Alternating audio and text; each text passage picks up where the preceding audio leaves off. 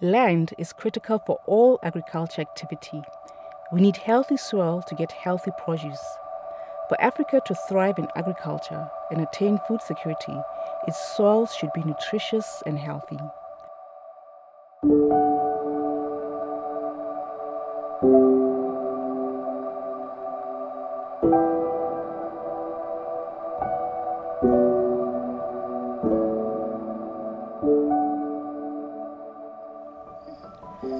We all need food as fuel to stay alive, be healthy, and function optimally.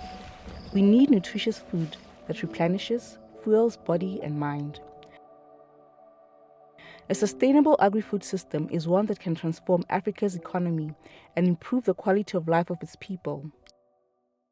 My name is Keletso Thobega, a very young farmer from Botswana. I'm the founder of Herba Farm. It started in 2018 when my parents had to cut down spices from their meals due to health reasons. So on the quest to finding flavor for food at home, I came across herbs and I noticed that they added a different and unique flavor without diminishing the nutritional value of the food at home. I then started Herba from a backyard garden in Gaborone. And then in 2022, we had to expand because we were not meeting our demand. So we moved into this current location that we are in Gabane, into a 2-hectare farm where we now supply a capacity of about 30 stores, including restaurants.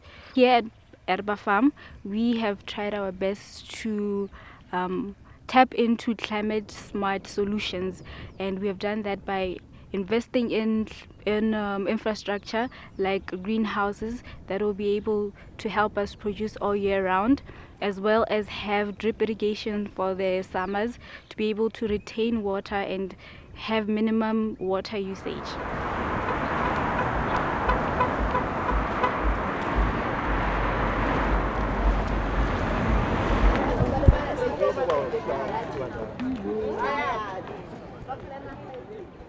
One of the goals of the African Union Agenda 2063 is to ensure healthy and well-nourished citizens and modern agriculture and production in Africa. The Africa we want, one that is food self-sufficient and has a modern agriculture sector that meets the needs of all communities. Africa's soil have reached a tipping point with low level of soil organic matter and nutrient shocks, limiting the potential benefits of inorganic fertilizers and plant genetic improvements for smallholder farmers. The agenda on African soil health is a matter of urgency, and collaborative action must be taken now. My name is Totana Puduhudu. I am the founder of Native Feeds, and we produce livestock feeds and also agribusiness consultancy. Most of our rangelands are depleted because of climate change. We also need to promote the growing of grasses in our rangelands and also plants to also increase the biodiversity in our lands, also to increase crop production or even our for rearing our cattle. So it is very important that we protect our soils and we maintain the soil health in order for us to benefit later on from the soils. There is no doubt that climate change diminishes continued progress on global food security through production disruptions that lead to limited availability of fresh produce. Some agripreneurs and farmers discuss how climate change has affected the agricultural landscape in southern Africa and what interventions can be made to develop a resilient farming ecosystem. Botswana, just like other southern African countries, the phosphorus level in our soils are very low. And by that, the government tries to intervene by distributing, during plowing season, he distributes fertilizers that have nitrogen, potassium, and phosphorus on so that we could fertigate our soils. And that has helped so far, but then it also comes to a point where farmers need to understand and learn proper agrochemical management. Botswana and much of the southern African countries, they rely much on rainfall for agriculture. So because of the climate change and drastic weather events, for example, droughts, floods, and extreme temperatures, the rainfall is not much like in the past years, and that has affected the food security in Botswana and Southern African countries. In the past decades, temperatures have increased drastically, leading to regular spates of heat waves and drought. Rains are sporadic and floods are common. El Nino, the worst climatic disaster we have ever experienced. Most notably, the soil, which is the source of all agriculture production, is largely dry and arid, limiting areas that can be used for agricultural production. Healthy soil is critical for any agriculture activity to take place. It is therefore important to care for the earth and soil.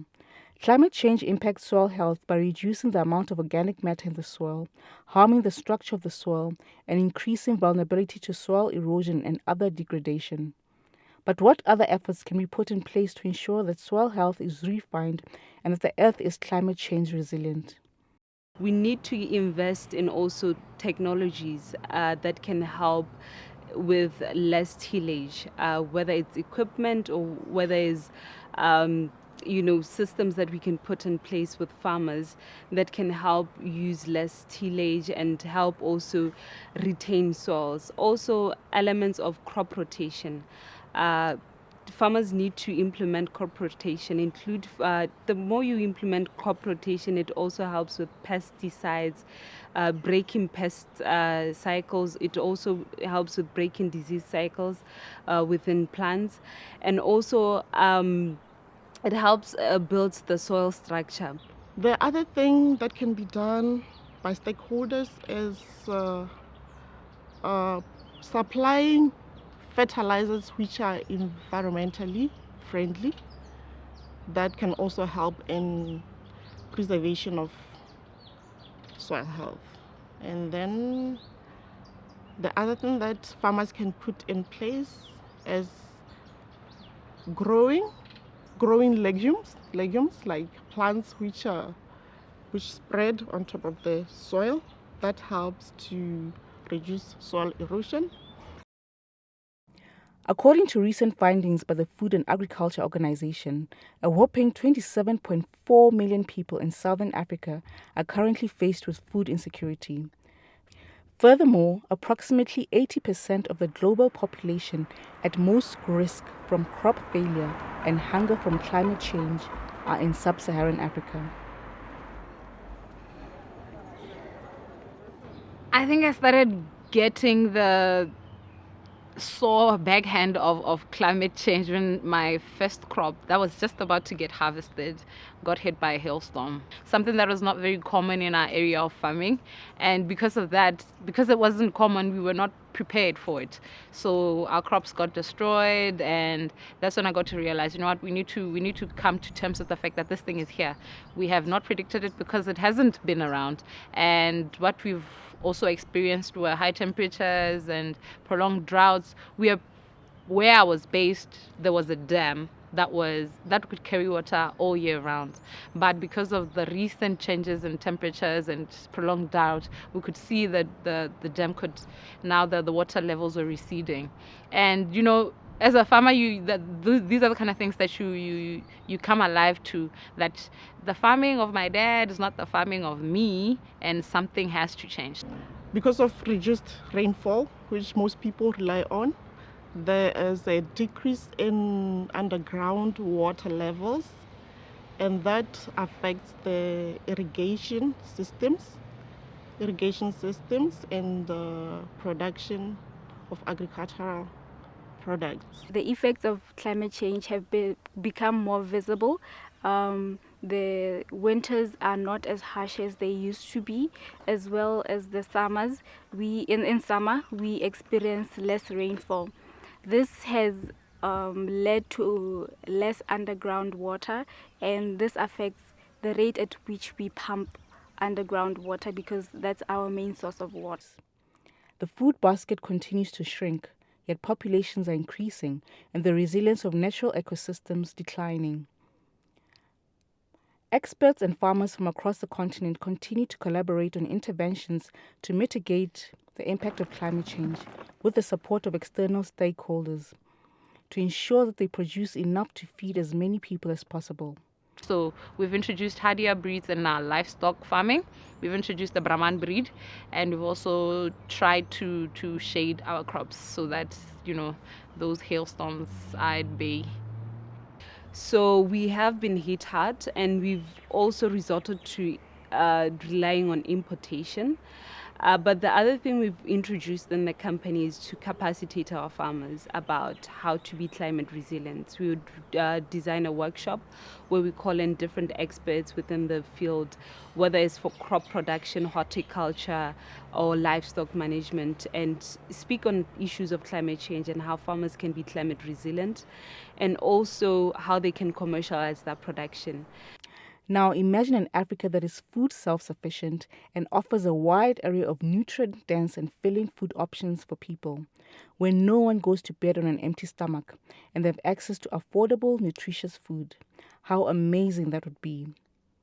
Achieving this goal will require great effort to combat the impacts of climate change in sub-Saharan Africa. When I got into farming, I was met with very wise people. I consider my dad a very wise mentor who saw my potential, my drive, my relentlessness. I was always at the farm, always at the farm, always wanting to know, always with him. And then when I finally decided, let me do this thing actively, he said to me, you're going to face a lot of challenges because one, you're a woman, two, you're young, you don't have money. And these are the things that people are going to try to deter you from farming with. But I want you to understand that you can always build a community. You are young, use your youth as leverage. You can make as many mistakes as possible. You can still come back and do better because you have time on at your advantage. Two, you don't have a lot of resources, but you have people who do. This is where now the power of community come in. And then the third one is that I'm a woman. So let us try and show them that women can also come to the table to produce. The biggest barrier is in acquiring food security in our country and also in the Southern Africa country is one, majority of our farmers are running our farms at the subsistence level. So if we are hit with issues of floods and climate change, they're unable to recover or they don't have resources to be able to do their farming consistently and also be climate resilient. So the first point is because we are practicing our farming at a subsistence level. The second thing, in this area that we're in, we do not have the right or the adequate resources from government and also by private sector, meaning banks and financiers in the agri-space that also speak to climate change. Collaborative efforts remain paramount to mitigating climate change, developing a resilient agriculture sector, and maintaining optimum soil health.